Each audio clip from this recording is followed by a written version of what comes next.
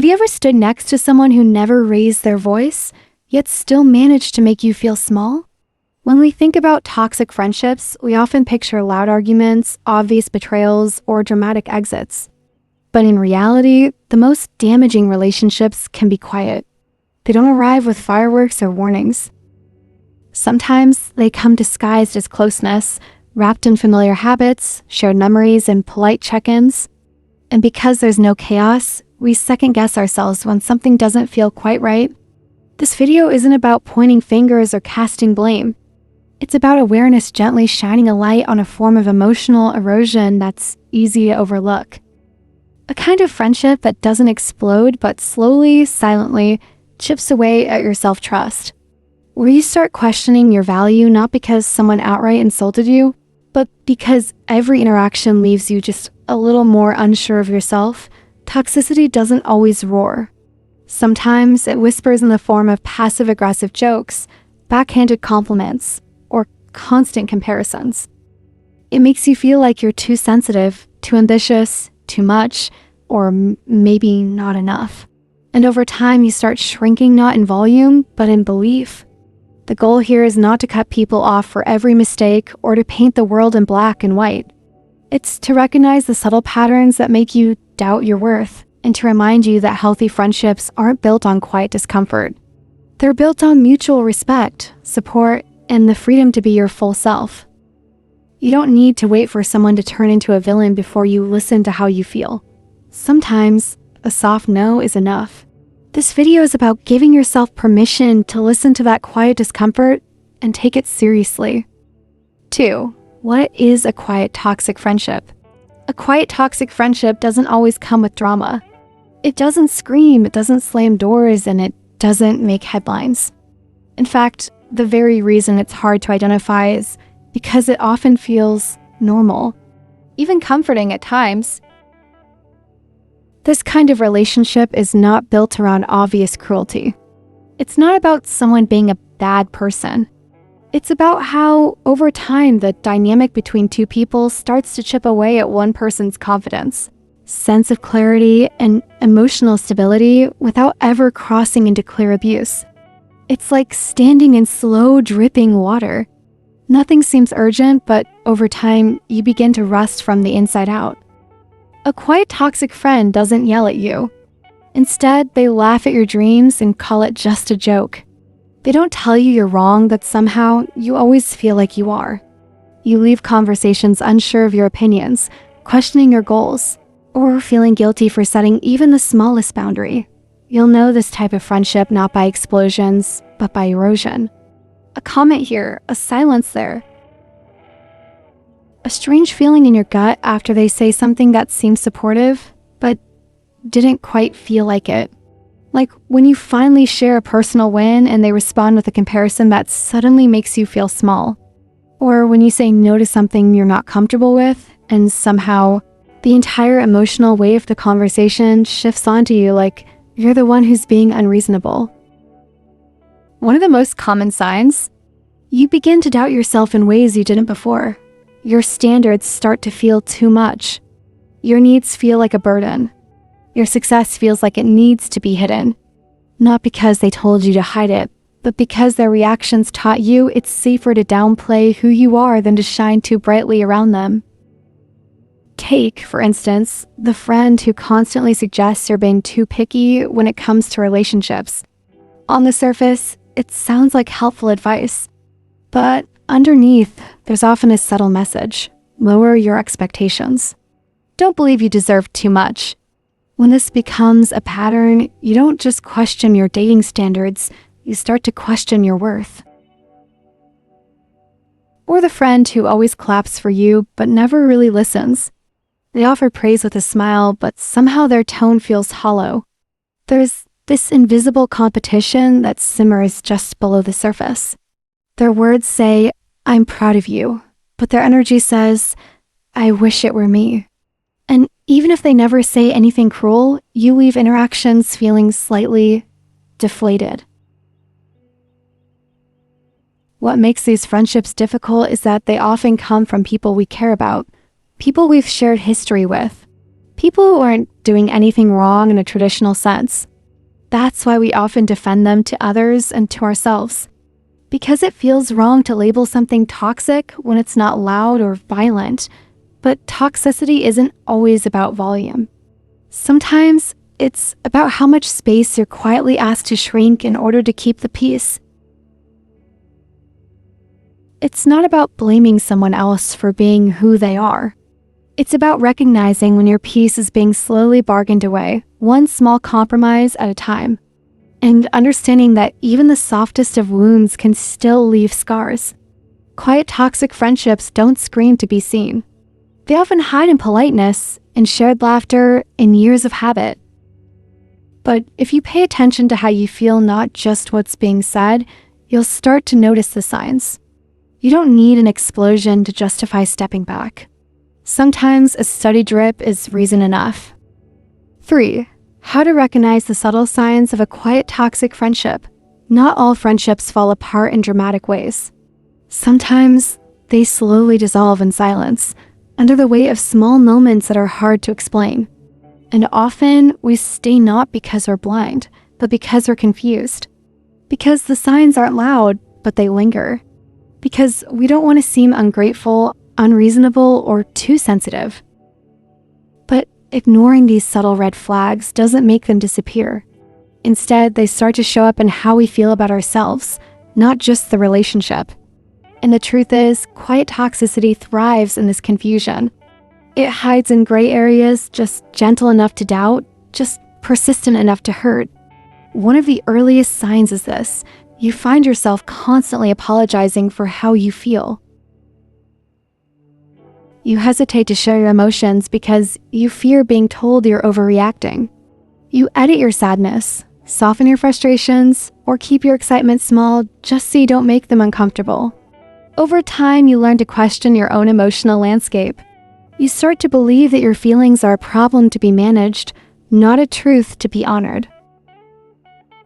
Another common pattern, you feel guilty for choosing yourself. Maybe you cancel a plan because you're exhausted. Maybe you say no to something that doesn't align with your values. But instead of understanding, you're met with cold silence or passive disappointment. They don't say it outright, but you can feel the emotional withdrawal, the punishment for putting your needs first. And suddenly, self-care feels like betrayal. Then there's the unspoken competition. Friendships should feel like safe spaces to grow, to share, to support each other without needing to measure up. But in a toxic dynamic, you often feel like you're being compared, not just to others, but to them. Your wins don't feel like celebrations, they feel like disruptions. You hesitate to share good news because, it might be met with forced smiles, backhanded compliments, or subtle reminders that they've done better. It's not always what's said, it's the tone, the timing, the shift in energy. You start to wonder, why do I feel like I have to downplay my life around someone who's supposed to care about me? Even their advice feels different. It's cloaked in concern but cuts just deep enough to sting. You open up about a project you're excited about, and they respond with something like, "Are you sure you're ready for that?" Or, "That sounds great, but it's really competitive, you know that, right?" It's not brutal. It's not mean, but it plants seeds of doubt. You start second-guessing things you were once confident in, not because the idea was flawed, but because their voice made you shrink a little.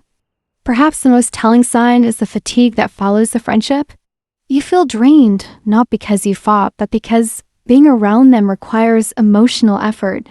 You overthink every message. You replay conversations. You wonder if you said too much or not enough. And yet, when someone asks what's wrong, you don't have a clear answer. It's not like they yelled at you. It's not like they crossed an obvious line. All you know is something feels off, and it's been feeling off for a while. This is what makes quiet, toxic friendships so hard to confront. There's no single event you can point to, no obvious harm to call out. Just a gradual erosion of ease, of joy, of safety. You begin to censor yourself, not because they told you to, But because the friendship subtly taught you it's safer to stay small. It's important to note that not every imperfect friendship is toxic. We all have bad days. We all miss cues. But if a relationship consistently leaves you feeling uncertain, lesser, or emotionally burdened, it's worth reflecting on. Because healthy friendships don't make you doubt your worth. They help you return to it. There's a quiet kind of freedom in naming what you feel. In saying, this doesn't feel good anymore, even if you don't have all the proof, even if nothing explosive ever happened. Sometimes your body knows before your mind does. Sometimes your heart keeps the score even when your logic tries to make excuses. You don't need a grand betrayal to walk away. You don't need to justify why a connection no longer serves you. You're allowed to outgrow dynamics that require you to dim your light. And you're allowed to seek relationships where love feels light, not heavy. Because at the end of the day, friendship shouldn't be something you survive. It should be something that sustains you. And if it doesn't, the most respectful thing you can do for both of you is to acknowledge that truth with honesty and grace. 4. Why we struggle to leave quietly toxic friendships. It's a strange and often painful irony. The relationships that hurt us most deeply are not always the loudest. Sometimes the hardest ones to walk away from are the quietest, the friendships that seem fine on the surface, yet leave us feeling drained, unsure of ourselves, and increasingly disconnected from who we are. What makes these relationships so hard to leave is their subtlety. The friend is still kind. They still check in. They don't insult you or cross any glaring moral lines. In fact, they might be someone you've shared wonderful memories with, someone who once felt like a safe space in an unsafe world. And that makes it hard to draw a clear line between what's still good and what's no longer healthy. There's a deep internal conflict that arises in this kind of emotional gray zone. We're taught that toxic relationships should be dramatic, filled with shouting, betrayal, or open disrespect. But many of us experience a different kind of harm. One that wears down our sense of self, not with fire, but with fog. It's not violent, but vague. Not chaotic, but quietly consuming. You might find yourself constantly apologizing for how you feel. You might start second-guessing your choices, walking on emotional eggshells around someone who never raises their voice, yet always manages to make you feel just a little bit too much. These friendships can become so wrapped in familiarity and history that your brain holds onto the comfort even as your heart slowly wilts. One of the biggest reasons we struggle to let go is because we carry the weight of shared memories. We remember the laughter, the late-night conversations, the moments of genuine connection. And those moments were real. They mattered. That's why it feels almost like a betrayal to consider leaving. It's not just about ending a relationship. Another factor is hope.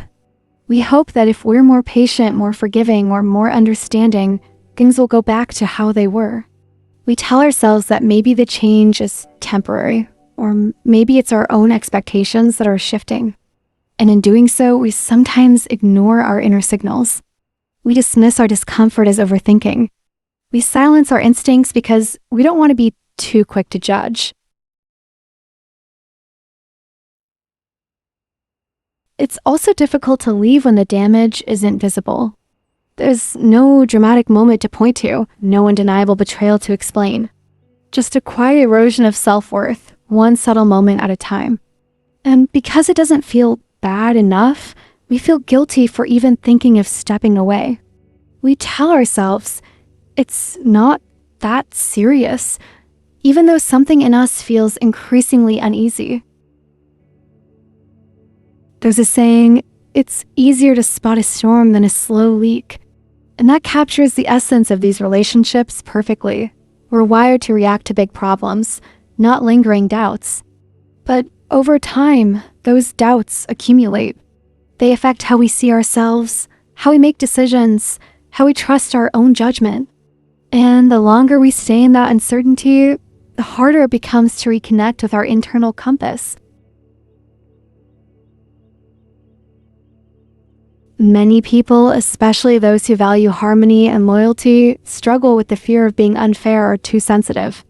The desire to be a good friend becomes a trap, keeping them stuck in a dynamic where they continually give more than they receive, hoping that effort will lead to clarity. But the truth is, even relationships without clear villains can still leave invisible scars. Letting go of these kinds of friendships requires a quiet kind of courage.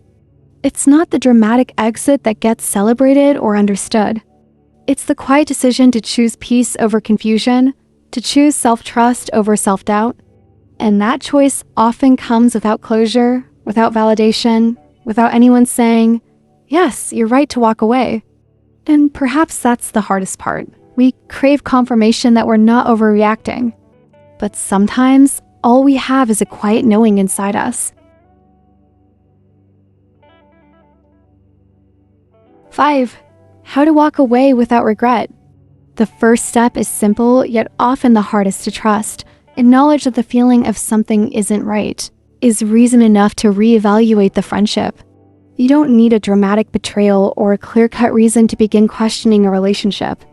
Sometimes it's just a quiet discomfort, a subtle shift in how you feel after spending time with someone, drained, small, or like you have to shrink parts of yourself to be accepted. That's enough. Next, ask yourself the questions that matter. Do I feel truly safe being myself around this person? Can I show up authentically, flaws and all, without fear of being judged or criticized? Do they respect my boundaries, or do I always have to explain and defend them? These are not minor concerns. How someone makes you feel on a regular basis says more about the health of a relationship than any shared history ever could. Then it's time to set boundaries. Ending a toxic or unfulfilling friendship doesn't always mean cutting the cord overnight. Sometimes it starts with small, quiet acts of self-preservation, declining invitations, not responding immediately, or choosing to invest your time elsewhere. You can create space without drama, slowly stepping back, letting your energy detach before your words do.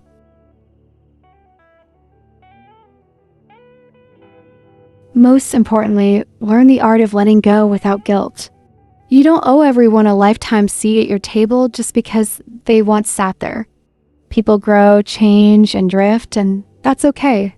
Walking away from a friendship that no longer feels right doesn't make you a bad person. It makes you someone who's learning to choose peace over obligation. You're not cruel for protecting your energy. You're not selfish for wanting friendships that feel mutual, respectful, and kind. You're simply growing, and sometimes growth means moving on from people you once held close. 6. In the end, what should true friendship really look like? True friendship is not a source of confusion or self-doubt. It doesn't make you question your worth or leave you feeling like you're never quite enough. A real friend doesn't chip away at your confidence or make you feel small under the weight of comparison, criticism, or conditional affection. Instead, a genuine friend is someone who makes space for the real you, not just the version that's easy to love. Around them, you don't feel the need to wear a mask or carefully edit your words. You feel heard, respected, and emotionally safe. You can be joyful without apology, sad without shame, and uncertain without fear of judgment. With them, being yourself is not only accepted, it's welcomed. True friends don't ask you to shrink in order to fit into their comfort zone. They don't try to mold you into their idea of who you should be. Instead, they help you see the beauty in who you already are. They cheer for your growth, support your choices, and remind you of your value, especially in the moments you forget it yourself. Because at its heart, friendship should be a soft place to land. It should feel like relief, not performance. It should bring peace, not tension. It should strengthen your love for yourself, not slowly strip it away. So here's the truth worth holding on to. If a friendship quietly erodes your self-love, it's okay to take a step back. You are allowed to choose gentler, kinder connections. You deserve friendships that feel like coming home to yourself. Don't forget to like, share, and subscribe.